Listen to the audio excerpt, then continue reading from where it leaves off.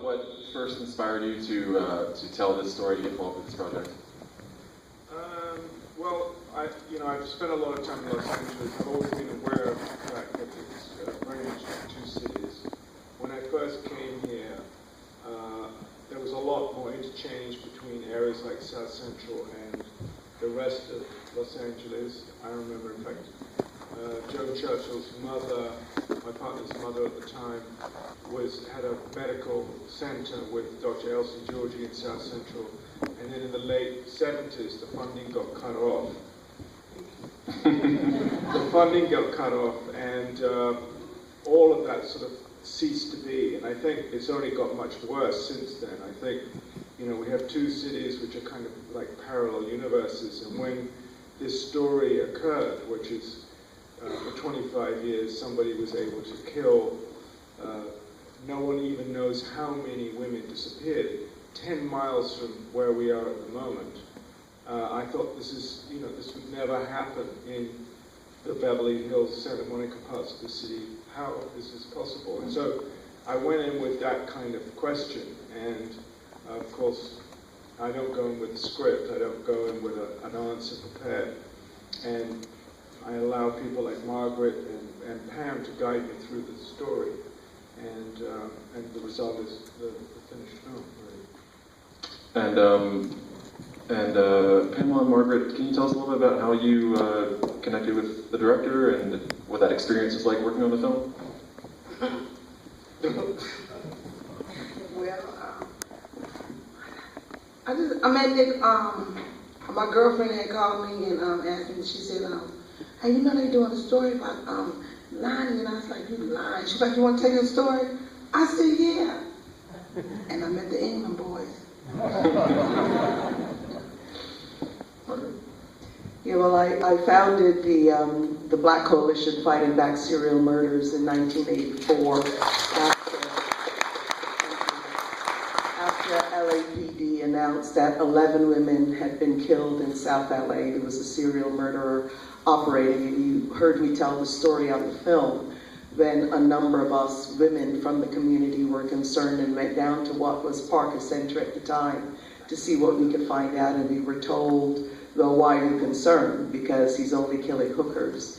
Anyway, the rest of it is history. We did a lot of mobilizing, including weekly vigils outside Parker Center, and distributed about 150,000 flyers at the time with the composite that we had at the time. But I will say the information that Nick Broomfield and his crew, with Pam's help, was able to uncover is just remarkable, because we were in the face of LAPD city officials on a pretty regular basis, and a lot of that information we did not have. We didn't know about the 911 call, for example.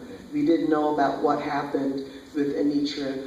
The composites that you saw in the film at the end, we actually, when Nana Jumfi described the meetings with city officials, we had a running battle with them for years about releasing these composites, and they never would do it.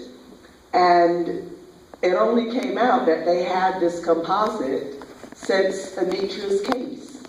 I mean, it's just, the negligence is unbelievable. So meeting up with Nick, he actually came down to where I worked and said that they were doing a film on the Grim Sleeper case, and I was very skeptical at the time, because we'd had, as the coalition, a really difficult time, not only with the police and city officials, but also with the media. And we're always very concerned about how the victims are being portrayed, how the community is being portrayed. So I kind of had my, tentacles up for this is going to be the usual, stuff. And turns out we're very, very happy it wasn't. But also, why did it have to take a filmmaker coming from the UK to really tell this story? And if you look at the South LA and the women and the men and the community itself, there's so many people who live in Southern California, who live around the world, who don't know this community, and who just consider people like those women that spoke with such dignity to be just throwaway people. And our theme was every life is of value and Black women's lives count. And we're really happy that Nick Broomfield took that seriously, and Pam, the bravery of Pam, I can't tell you, she's really a hero. I mean, you know, without Pam, a lot of this really wouldn't happen. But I just also wanted to say this story is not over. For the last few decades, we've been trying to find out how many women were actually killed, how many have disappeared. We've called for congressional investigation, for Department of Justice investigation to step in and find out how did this negligence happen?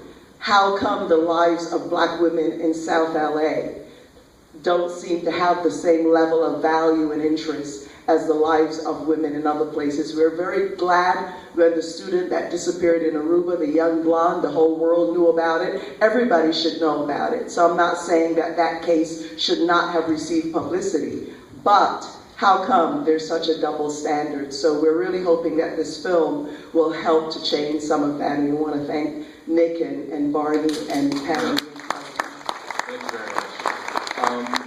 I'd now like to open it up to the audience for questions. Does anyone here have any questions? Could we maybe pull the spotlights down a little bit? Yes, sir, right here. What's the current status of the case? What is the current status of the case? Well, the current status is it's still pending, and it's scheduled to go at Christmas, but I've heard rumors that it's not going to go till much later than that. Yeah. Other questions? Yes, right here. Will there be a sequel to this film once the case is tried and there's a verdict, hopefully within our lifetime? So the question is, are there any plans for any additional films, or are you going to follow the A sequel. yeah as the case evolves, or as the case concludes? Well, I don't have any plans to. I mean, I feel that this film does what I wanted it to do. I think it will hopefully focus a lot of attention on something that is embarrassing enough for politicians in this community to do something. I think often it's, you know, film is quite good sometimes at focusing discussion. And so I think it's a useful way of getting people together and hopefully making a situation better that can serve the community in a way that it's not being served at the moment. Yeah, if I could just quickly add to that, the family members, there was a special screening for some of the family members whose daughters were killed with this film, and the coalition, we've begun to have some discussions about how this film could be useful for the work that we're doing. But also we wanted everybody to know that one of the things we want to do is to have a permanent memorial in South LA for the victims, remembering the victims, and also Janisa, the beautiful woman, you saw her mother Laverne hold up the picture. Janisa left behind a son. He's now in his early teens and, you know, having the usual struggles and difficulties, but Laverne has to raise him on her own without really much support and help. So we are looking for anybody with any legal expertise, anybody with any artist that could help us with perhaps helping to design the memorial, or helping us in any way to do any fundraising for the memorial would really be appreciated. But also we're hoping that the film will be at the Pan-African Film Festival and hopefully other festivals, because we need for more people in the community to see it. And for those in the police department, I'm wondering if there are any people from the task force here today who might want to say. No. A couple gentlemen raising their hands.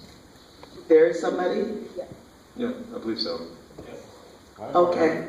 All right. The lights are here, so I'm not quite sure where that is. But frankly speaking, I think both the Sheriff's Department and LAPD needs to come clean about how this case was mishandled and try to move forward in a good way, because that's one way to regain the trust of the community. And also the city officials and those in power, that rather than try to help us, try to shut us up and put a lot of effort into trying to shut up and shut down the Black Coalition, but we're not going anywhere. We intend for justice to happen in this case, not only for the victims of Lonnie, but all of the other women in South LA that are not accounted for. Somebody has got to account for those women.